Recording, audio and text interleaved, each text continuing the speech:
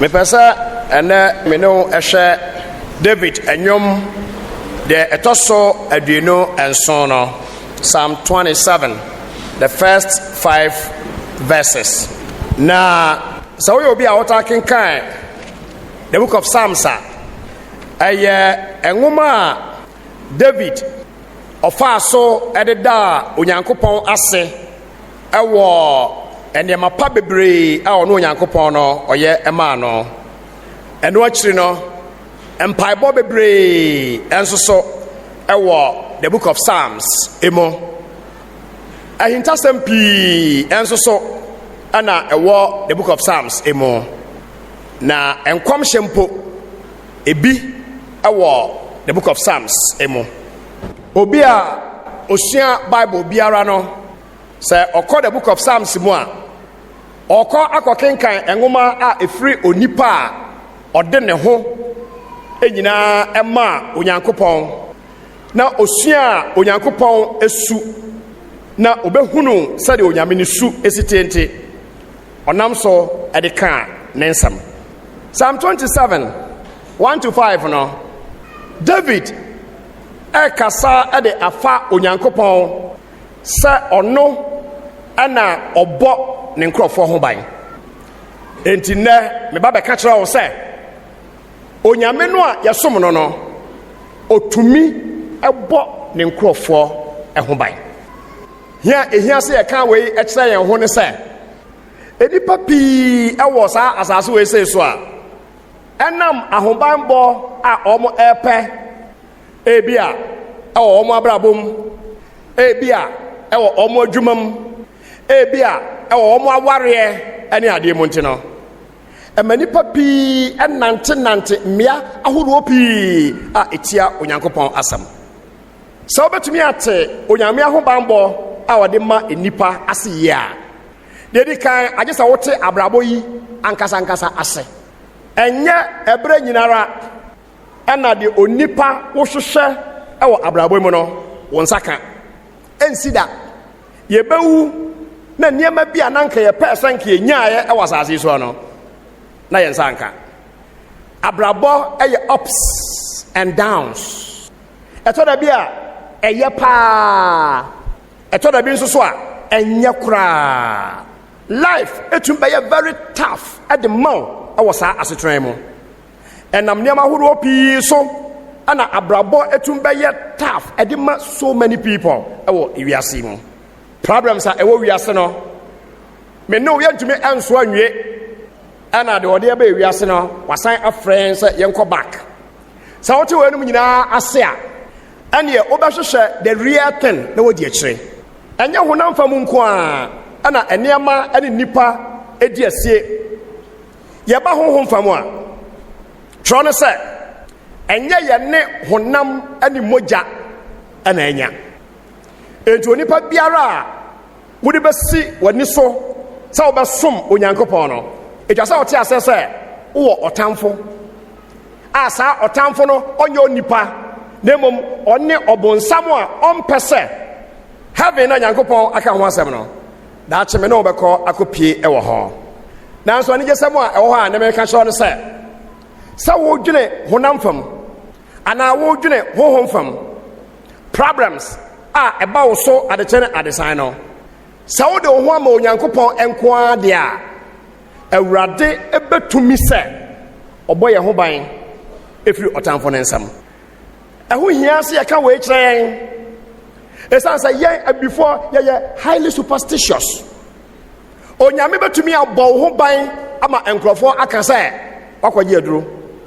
etime ba be ka kire wo se hweyie na fa ho to sa nyame no so yie esan say owotumi nyinara a obetumi di aboawo amana ko akosi ase. Matthew 28 verse 18 ebra yekun awrade yesu yesie no na osori free awufuo mo no Bible say yesu ba ebe kasa kire na suafo no say wode osoro ene asase so tumi nyina ye de amame tiesasem ni ye obi a wo Yesu Kristo mu no tiase say ye de osoro ɛne asase so tumi nyinara yɛde ama Awurade Yesu. Enti Yesu etumi bɔ onipa ɛho ban. Kristo ebetumi abɔ ho ban ama na boro deɛ wadwen ɛyɛ wɔ no so. Onyame ebetumi aboa wo ɛwɔ wasetran mu ama no aboro sɛ deɛ wadwen ɛyɛ wɔ so. Na misuro sɛ yɛmu binom ɛm sɛ saa deɛ no yɛnyi ni papa.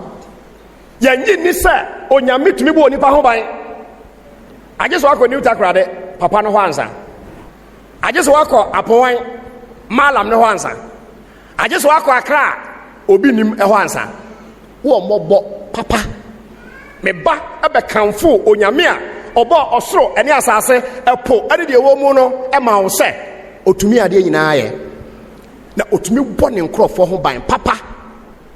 Yɛnwom no sɛ yɛni nyame nante wɔna sɛm no hɛmwa meto akyerɛ wo ɛne onyambia ohyegu yɛn akwam sɛ yɛyɛ ne pɛdea ɔne yɛn te hɔ daa ne obiara ɔgyidi notie gyidi notie ɔkwan biara ni hɔ yɛnya Yesu mu ahotɔ gye sɛ gyidi notie.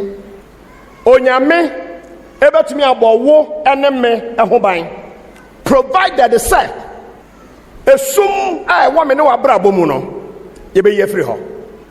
Sɛ yɛyɛ ne pɛ nko deɛ a ɛtumi ba bɛka kyerɛ wo sɛ sinkete ɛwɔ Christian abrabɔ mu sɛ sɛdeɛ nipa w'ahoɔden bɛtumi biara no yɛnyame pɛ. Yɛnyame pɛ na gyadeɛ aka no nyinaa ɛma no na ɛbɛyɛ ɔbɔnsam ɛne honam fam wɔne a ɛmpɛ w'asɛm ɛbɛyɛ wɔn nsa sini. Wɔbɛdwen adwen ahoroɔ bebree ɛde ama wo wonim hɔ hwee. Ɛhɔ na nkonimdie no wɔ.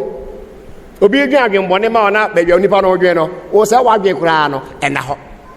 Kii no ne sɛ wɔahwɛ w'abrabɔm nneɛma a ɛnkɔ yie bɔne nketenkete a wɔankasa wadwen buu fɔ na ɛsiw kwan no sister brother yifirim na wobɛhunu onyame n'anim onyam na kyerɛ yɛbɛka ɛhyɛ wo nso sɛ wakɔgye aduro bie ne wiase a ɛkyɛ yɛhoɔ Nyankopɔn deɛ wɔde ɔsoro ne asase tumi nyinaa all authority has been given unto me. Wone saa Yesu wei ɛnam a wo problem a wɔwɔ paa no ɛne deɛ ɔhe ɔdɔfo a wotie me yareɛ na ɛbɛbɔ wo a na wama nkurɔfoɔ adaadaa waka kyerɛ wɔ sɛ ɛfirifie na wonam asɔfoɔ yi a aba yi so yɛ preach ka kyerɛ wɔ sɛ ɔmoboa na wonam so. Abusuafoɔ mebɔ ɛsu ɛba Church of Christ no 16 years 16 this year maybe 55 tifrim na hwɛ the number of years a madi ɛwɔ Church of Christ mu. Church of Christ wasa na meken if you are madi wɔ church mu no 54 minus 16 na meba asɔre mu no deɛ metumi aka kyerɛ wɔn sɛ onyame wɔ tumi Onyankopɔn ɛbɔ ne nkurɔfoɔ ho ban ɛyɛ nokorɛ trodoo. Onyame bɛtumi sɛ ɔgye ne nkurɔfoɔ afiri ɔbɔnefoɔ no nsam. Onyame bɛtumi sɛ ɔgye ne nkurɔfoɔ afiri wɔne atamfo nsam. Medafo a wotie me Awurade ɛne me han ɛne me nkwagyeɛ na hwan ɛna me nsuro no. Hwan na ɛka sɛ David ya ɛde asɛm na aba David wobɔ kuti ana hwɛ ɔreka na asɛm etwa sɛ ba epie firi wano ane mano efiri brɛ ade kɔ brɛ sɛ the Lord is my light and salvation. Because Micah chapter 7 verse 8 odi for Micah was say metamfo mema wani anye me ho na sɛ menam esumu a Yehowa ene me han metamfo onipa da sɛ ne biara a wotie me enada yi wo tamfo onipa biara wo tamfo. But for me say every responsible human being has an enemy. Sabe obaya irresponsible or ta why then. Well muna anye ye dada.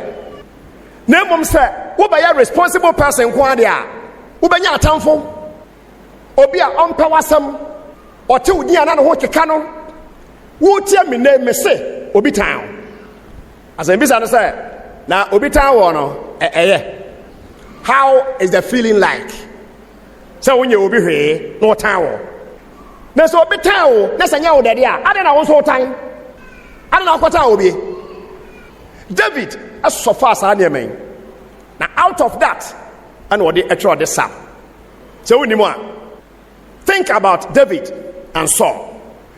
David abɛɛmoa ne papa enwan ɛna wɔde wɔn kɔ didie ɔnkaa bi nhyɛ mu ɔnkɔka nkyerɛ obiara sɛ ɔkɔdi hene sɛ na Yehowa Nyankopɔn te no soro hɔ nom no wadwene David ho sɛ ɔbɛ sɛ David ɛbɛyɛ ɔhene meka sɛ na ɔhene Saul ayɛ asoɔden ade atia Onyankopɔn ama Onyame bu afu no ama Onyame nyansa mu no Saul ade a wayɛ no wɔde David ɛna ɛbɛhyɛ Saul anan ankyɛ ana David ɛho nsɛm ɛtrɛ ya ɛkɔdu Saul anim David became a threat to Saul ɛsan sɛ Saul ɛho ne sɛ no sɛ ofiri adeɛ no so a ɛyɛ David ɛna ɛbɛdi adeɛ ɛna wɔde ɔtan ɛhyɛ aseɛ na sɛ onya daagye kenkan 1 Samuel Saul ɛtan David yaa sɛ ɔkwan biara onya no a ɔde bɛkum saa aberanteɛ no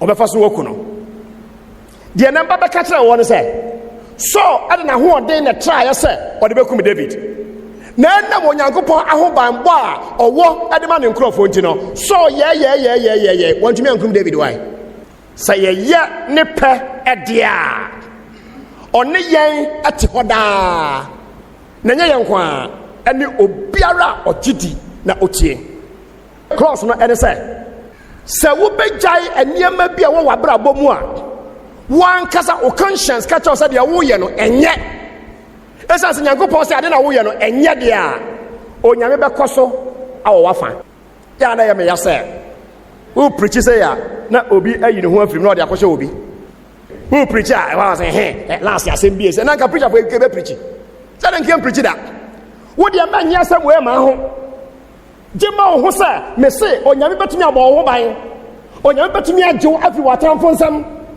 na ati was only time for na tasa sabio unya responsible person patu utrim obi a oni time for bia wa mota wo wiase ntia otamfo nya wa kada bia mpabo ato awe na sabe osrew na wo ba homoden e ma mpabo akosoro kakra de a obenya otamfo na watamfo wo wiase na meka che o se wo betumi adi won so nkunim ana wo nyame ado ho ato no so nti so ye wantumi ankum David saa Onyame no ana meka no ho asɛm akyerɛw ɛnɛ sɛ me ne wo som yɛyi adwembɔne firi yɛ mu hwɛ bepɔ so asɛnka no baabi a ɛyɛ medɛ paa blessed are the pure in heart for they shall see God ɛnhyira ane wɔne a wɔne akoma mu teɛ na wɔn ɛna obɛhu no Onyankopɔn hwɛ ma menka hintasɛm bi nkyerɛ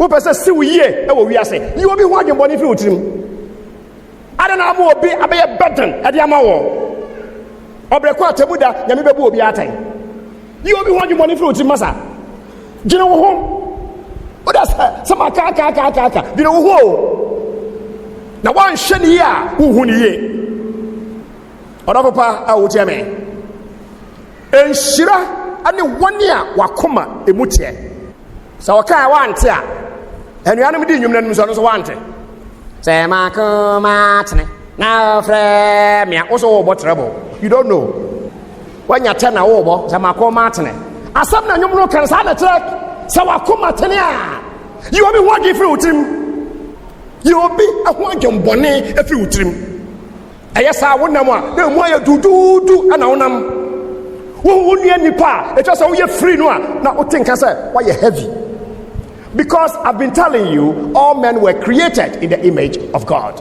You can't hate man and love God. It is counter-natural. It's never true. Onyame baby on aka ne ho asemi wo taa wo nua nso so do nyame onyame ba na aka na asemi wonim se ebo nipa e wo nyame suban so na de oyo tamfo kese pa hohom fam no ene obonsam on na Bible say so oba obewia ya dwen ne wo kuyen ne wo destroy enti say Kristo ni aya niema amfa nhira emre no a ohun esansa bonsam ayeden wo wia na dwen odafo wo tieme say ye ne pade a oni ye nti hoda so ye ya na wanya David yesi ya no nko a say e ka say obi ye giant a giant bia the proper definition is the height no I am more than 6 feet.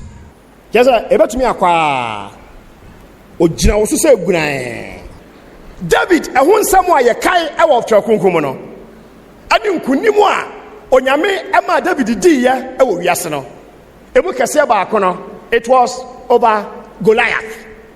Goliath, the Bible said oye giant na Goliath ebegina ho na oka kasafi ade tia onyankopɔn nkrɔfo waka ensam a anya de ade tia nyame nkrɔfo na David anya sɔfo na David anya odifo da by then David was just a shepherd na ɔten kasa papa no edidi Israel for atem no ɛhye no pa na nsa nyina ade besi anɔpɛ maka kyerɛw abusuafo love the church of Christ awurade me ntia sɛ daa love the church do asɔre no a awurade Yesu ade ne mogya atɔ no do asɔre no ye o do asɔre no a ade biara a woyɛ a ade sakasakayo ɛbɛtena asɔre mu no etwa sɛ woyɛ akyire die o do asɔre o de aba ahwe asɔre mu pan me am here preacher maka to say me nye o I will never do that thing basa yo hey e wa asɔre mu e ma no mfa wo so mada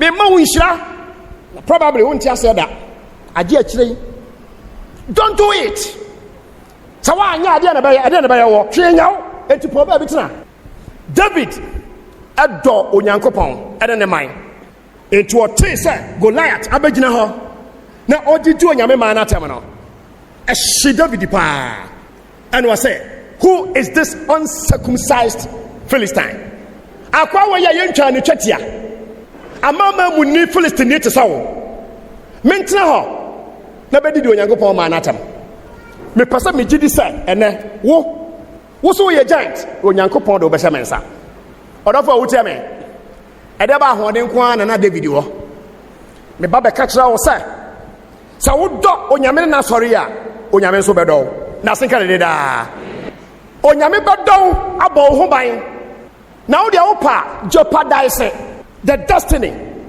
the life of the local church jeopardize it for your selfish interest. Some of the times you don't want to hear these things. But some people the catch Galati for what's so share say come da so ni pania and come near Christo Yesu akwa to that no some say that me na hire me wonya me hwe. David loved the children of Israel and the fact that God was king over them. Na bibia ni one more it says David etumi ko gina Goliath anim. Goliath ahyehyɛ ne ho ɔkɔkontɔkwa. David was so o te sa san bagina obehu Goliath wo se wo ene onyame de obehya mensa odafo wo teme se ye ne pade a yetumi hwade ye hu na hyase ni yetumi predict se ade wo ya hyase na wiye se ne bewie na senka rade da wa hu nyankopɔn akodu sa agina bia ne de wo all the chance our church of Christ mu se uhuru onyame wo sa akwa no so enya sa ade a ene wo beka nsam anya no kura wo bagye die nsasa wo gye adi hwɛ me ma me nka nkyerɛ meju onyame di o meji onyame anwanwadeɛ atom meji onyankopɔn tumi atom ɛno ana akura me abapem saa bere yi wo de opa yinu firi hɔ aka de opa sa oka it is up to you na no na nyame nko na nyame betuma bɔ me ho ban je nyame ade yame no nyame nko a ade papa nko na me ye wo betumi ayamo ye mu biara se ye ne pede a ana fa na abahwe mabra baba sa me ye nyame pa hwe wo abra bom hwe se wo ye nyame pa wo abra bom no bisa ho sa odofo wo teme David ade boba 5 ana wo ye na adwen se wone Goliath ade be kontokwa tro kronkron se boba 5 no deɛ ɛtɔ so 5 no a David to yɛ no wɔde ku Goliath David deɛ di kan no a na se ka Awurade de daa. Sometimes you think 5 Master and no 2 and not do 3 and not do 4 and not 5 na koba. It is the first one. Philistine Momrotoni ebe gyina hɔ no odi Israel for atem. Now David said, who is this uncircumcised Philistine? How dare you? So ebe gyina wɔ Nyame nkrɔfo anim ebe di Onyankopɔn nkrɔfo atem. Ɛna Awurade de ɔbɛhyɛ me nsa. Na ɔyɛ ne tie ne say. Na ɔyɛ ready. Na ɔyɛ ready. Na janti obomu a ɔkyɛ nantwie. Ne mmirimu kakra. Ten. Ne koko kakra. Ɔdɔfo a wotie me. Huhu mu asɛm ana me ne wo ka no. Yehowa Nyankopɔn aka wo ho a. Enso hwee wai. Wo ntumi nko ɔbɛko ɔko no ama wo. Christian alive. Agoye me ntumi nko. Brabe ko mame. Now you can only call on God to fight on your behalf if you really have God. Who nyame? Who ya sure say who nyame bi? Who nyame e was aso we so. David e den nsa say sa. Joy boba ayedi kan ni mo. As a missile. Ya guide no. Boba no dey straight. Goliath asesa no ho nyina. Na nim nyina ne ma hyehyɛ hɔ. Aka ne mama so ha kakra bi ene baabi a nani etiatia David aboba no akɔ saa epa bibia ho baabi kakra no a Goliath agya no ɛhɔ na aboba no ekowurae na ɔka sɛ na bragoro bi na ɛkɔso waka kyerɛ Israel for no sɛ na mokura, are you serious? Am I a dog? And I'm going to akwala ketewa we abegina say onfa tire santifo be say and onfa emebome. At the end of the day Goliath gina ho hwa no ho twa a form birim. David di mirika kwa no so what is ka kwa to ne minim eternity and obi kura ya Yehowa di nkonim. That's why make wo de kwhye hwan me kama wankasa sasa wo di onyame be nante na ne ban nante yi a sa onyame no aho asem na mekan he protects his people. Onyame bɔ ne nkrɔfo ɛho ban. Ɔdɔfo wo tie me. David wakum Goliath. David wadi so nkunim kodo ba bi aso e confess ye o ka tell David o say you are more righteous than I am.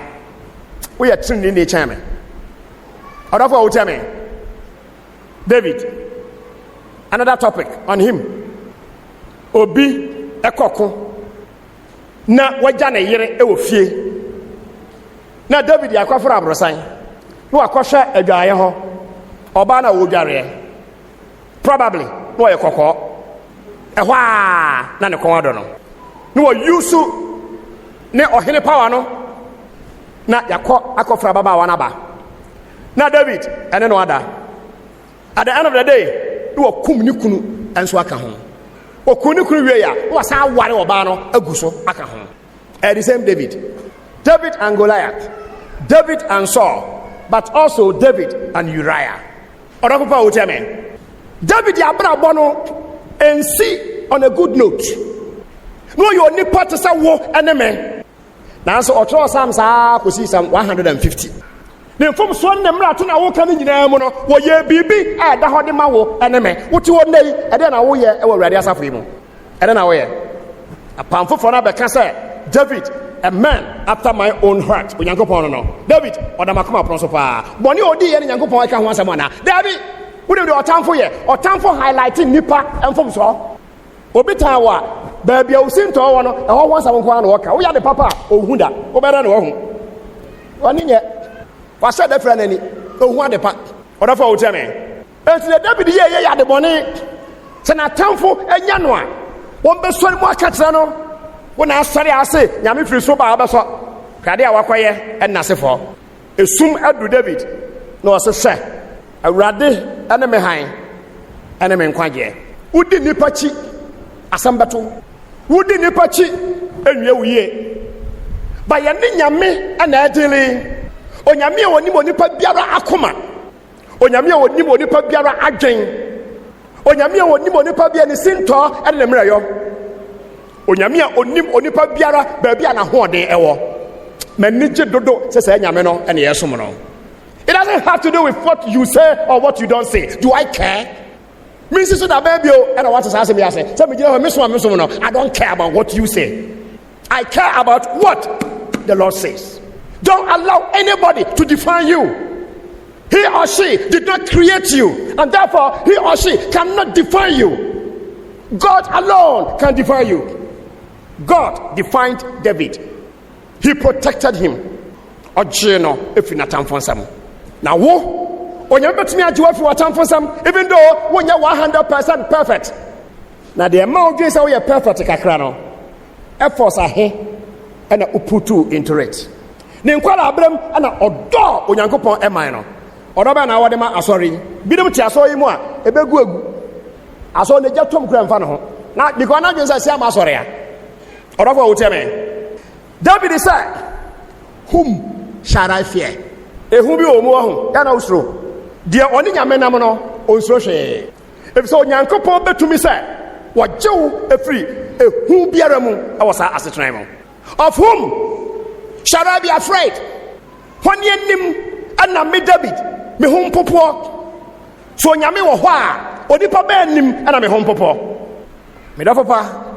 Ohe David, the Lord is the strength of my life. Menkwa ahoɔden ene awurade. We are Christiania. Saa nneɛma yi ɛna keep going. Onyankopɔn ne wɔn kwa ahoɔden. He is the engine of the car, so to speak. Was when the wicked came against me to eat up my flesh. Abre nipa abɔnefoɔ baayɛ sɛ wɔbɛtete me pasaa. Sɛ nyame boa na otumi yɛ bibi wɔ abrabɔ yi mu a wobɛnya atamfo. Onyame boa na sɛ otumi nya gyina bia bi ɛwɔ asetena mu a wobɛnya atamfo. All the time yɛ wɔ nkurɔfoɔ bi a wɔn nya wo a wɔn bɛtete wo pasaa. David said, I experienced that. Na bra nipa de bɔnyɛfoɔ yɛ sɛ wɔhwehwɛ me na nka watete me nam pasaa. My enemies and my foes. It's so interesting because enemy and one foe and a foe and one enemy. But to buttress his point, was a matamfo mu atamfo. Obi on person what David din. Omo anye omo se, omo ko David so. Se ni nyame nante wona sam no ha mu a. Wo ba nwe won se, atware won se agu so. Ebe siw yi. Onyame ebo wo ho ban. Onyame ye nyina dia. Wonyi oni pa ba akofo dia. Odofo wo tie me. Enti Kristo ni nokwafo biara ntia sese. Onyame wo wofa. So ne asaso tumi nyina ode ama owura no atamfo na abagina ho no wo mo empa David asam na aba na de asam a they stumbled and fell na sinka rade de da unu de twi no ka wo watiri na ohwehwe ase o watiri sir me see from afri aha na mamese one step na me nine wo de akwa no wo watiri Oh, Kofo who sa obehwe ase. Oh, ampara brim no da fam ho. De nyame yama ne nkrofo no enti se opa nyame obeye bia ma wo. Na senka de da. Watamfo ene wo de empa wasam ebe sori atia wo. De di kan kwase maka kire ose. Ma bema awrade fie no abetena no. Enkoyi obi ahu meeting why? Enkoyi obi ahu meeting. Waso odin o. Waso edin o. And kwa you be a who meeting. Would you pa gitum semi yaminipa? Open so gitum that be a fake. It's up to you. Yeah, a brabo, we are soon ye be a massa who question that meeting. Why say ya? Now what and can we want him one? I fed you wouldn't ever from or town for no. What be what shase and I'm ubinti. Rafa, I would tell me. Though an army may encamp against me, my heart shall not fear. Was there a soldier for them? About me about them, our meso. I don't so makoma and to that. And then I must have to no because of the presence of the Lord. So rather our wafa, who's so. So I wouldn't you be a wagon money. asam na aka na one can year ya to adwa just one can year also opacho edebio but sankrofo encampment doesn't come on a silver platter. We plan encampment. A plan say this is what we are going to do. Meanwhile, I don't know person evil in the sight of God. Wow. Can you stand the wrath of God? Ubetumi agenya me abufu anim. Me transe gine wa me ntia se da. Ye ntia betata ti mu atata adie pa na ye hwehwe. Ye ba Yesu mu no adie na ye hu no. You don't want to see it, and therefore you are not seeing it. Now what ehu no nso, you accuse them unnecessarily. Or therefore what tell me at 16 and I'm by Church of Christ ni. Ebrebi obi ko preach here. SDA for. Yes, I will preach. I must say, Asiama, man, Casano, on one or SDA, and or Coba Jamani, a uniform, no SDA, any uniform. Me bear we are sick, and once I'm say, SDA for us on a dime, Minko be a muda, fish a woman. Jehovah Witness for, and so kind. One time I call Jehovah, and I'm a and now they call a Dumbanso. Call me so near Bacon. Why yet to say do time our church no more. One of us what me preach our Twin City. Edu ahomacha no ono so akogina adumba nso kuro no ho. Ese aba na o preach mu nim ntra. Enuro nko an o ye. Wokọ ne mpase a pete takra ani moja. So obaye de o me mpanase ho. God catches the wise in their own craftiness. Utu oba me mpase adai. Papa wey di preach ya the same crofo adwun bebre. Orofo o tiame. Na me yeda na mete ye. Ono an e ka kire me.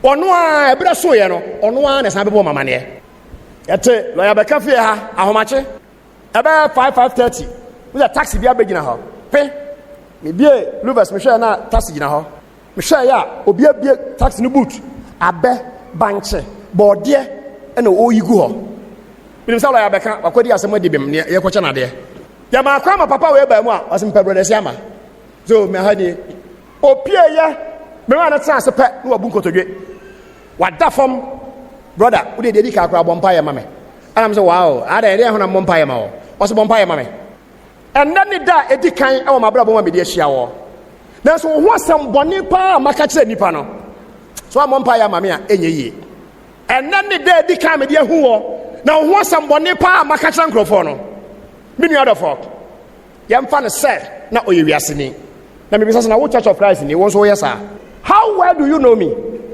Apart from say about church here, I know why no. Who go home your head? You don't know me. Think about it. You don't know me, Masa. Nimu adi nimi and say about church no about me waha. And I'm a crossover beside those questions. Just say, and you may be a hard more bushing for. Would you try? Na ye one yankopon, any more didn't know who I didn't know.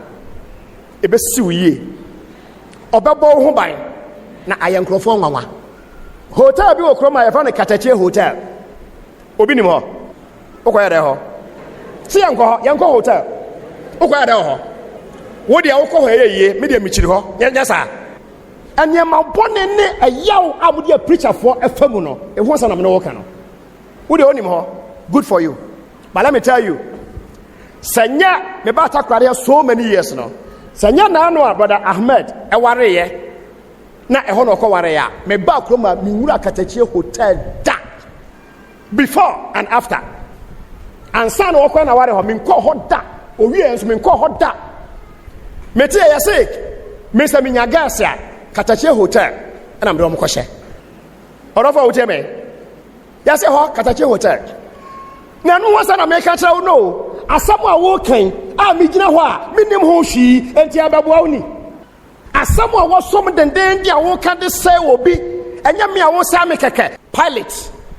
ebra chi Yesu ekọ na ba mu no na yire abetutugu na so say papa hweye na sa onipa we woni na nkonya asam na ne hunti mahu amane e wo dayem anadwi papa awade man ti ase da e dia na wo je e wo wiase ana mo beto ankrofo ho nsam saa na mo de akoso ankrofo preach mene na de wo ka no ka de ma ye nso e wo de ka de ma ye ene kwa de nka ye kakra enu mpo nyamesam say quiet but wo de mfa nsa ye na de nipa nye ye orofo wo teme nipa pi ansua hwe yesi Cape Coast anameti ho Cape Coast na brabi me car bi am yusu na obi wa asori mu okodu hotel ba bi na me car no bi si ho o se akoe na hwa hai ene na me nkonne me gina akopem se wonne ga no bepie wa ho na ensam se no ne ye car afa no mo amosa adam ho we ya wo kan nyina we ya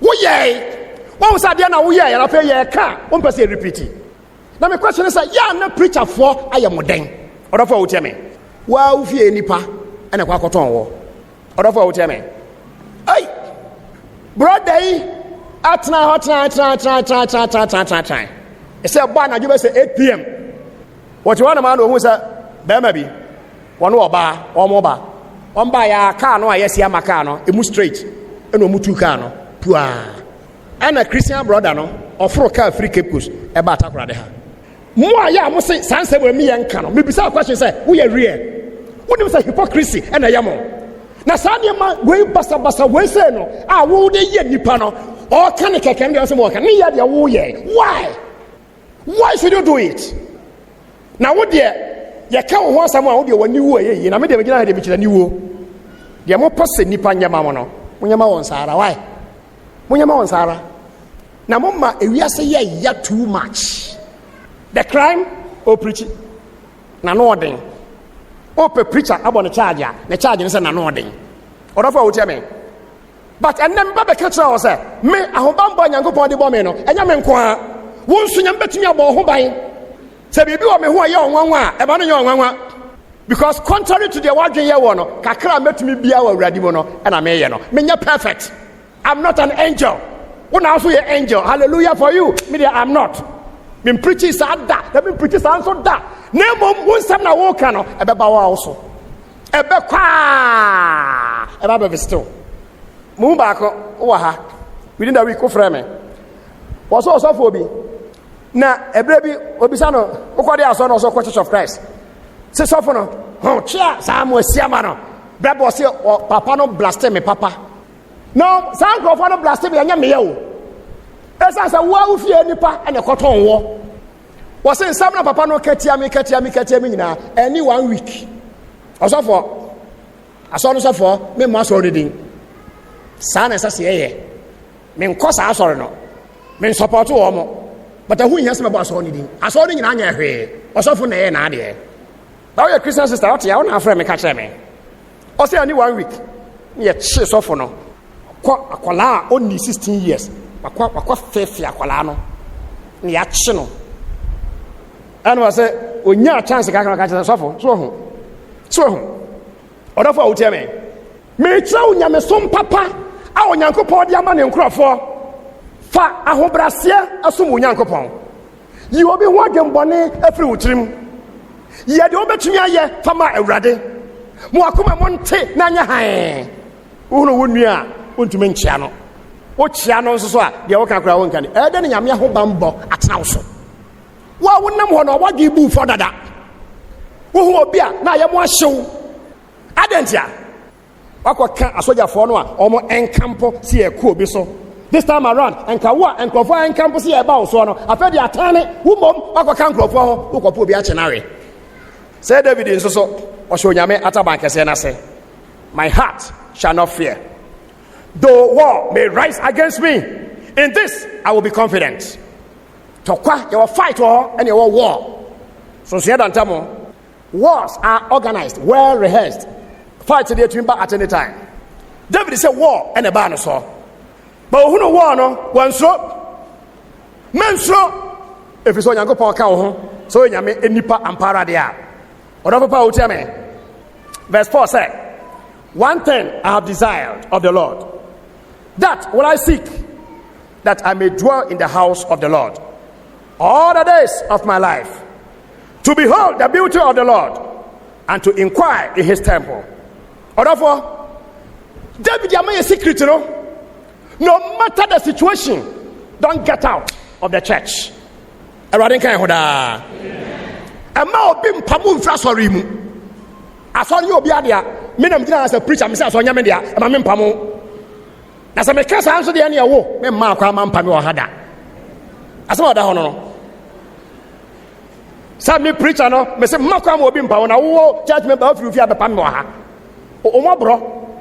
Che sa bre water we see. David said metna urade fie metna ho. Na ma hu onyame ani mo onyam. Ma hu onyame ho fe. No matter your situation. Gina bia da wo gina mo ene. Determine say umfiri urade asafo ni mo.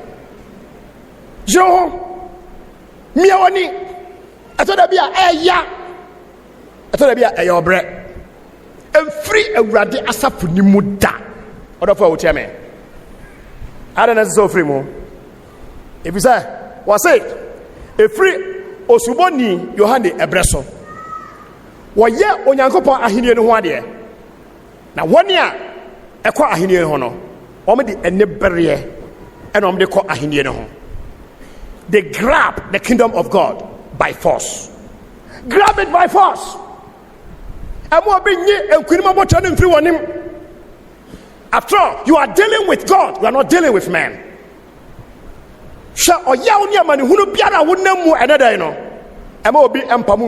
Why?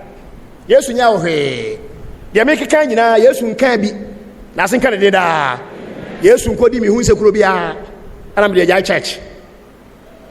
Na wosu nyame onya obone da adwempa ene wo ewo ye ho odo papa wo tiame but the Bible said, for in the time of trouble he shall hide me in his pavilion. Say de ho to onyankopon so a o how eba ye nso te sa dan ara onyame ade embesie na taban na se. This is the portion for the people of God. Onyame de obesie na tabana se. Eno na so odi nkrofo besie sa. Na won samone adwe wo timi ya wo se o makwaji aduro. Aduro ban. Aduro bi besie aduro my foot. Mi gina hai. Se mi gina hai. Aduro.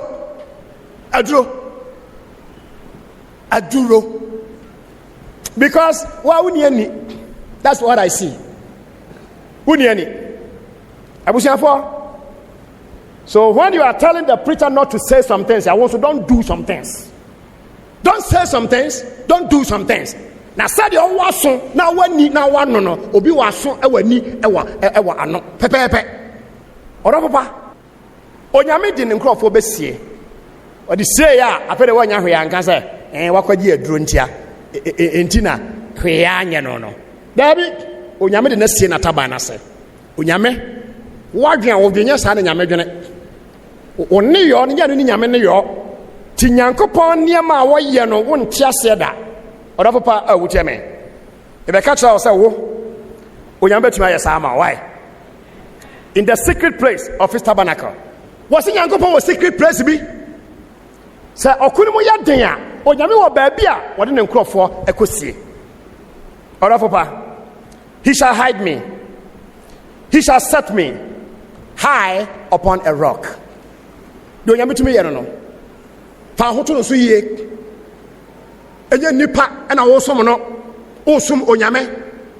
Eti no kra kakra biara betumi adi bia yero ho nadi. Wudi nipa chi, wo beja asore. Asiama wudi nipa chi, wo beja preaching. Sham preaching. Atemuda onyame na bebu watan. Wudi nkwasasam ojai. Na prayer niema eye papa. Na nyame babo ho ban wa bo ho ban e wo ena a edi animo wo da obabo ho ban wo so na ogina ho obabo ho ban wo yare mu obabo ho ban ba bia ehu obabo ho ban onyame a me preaching no eno no ono na me to nsa for se bra ne nchen ensuo hwe se ye honhomu o se ye honamu o efisa de wo tiw mu no oso cha de wo wi ase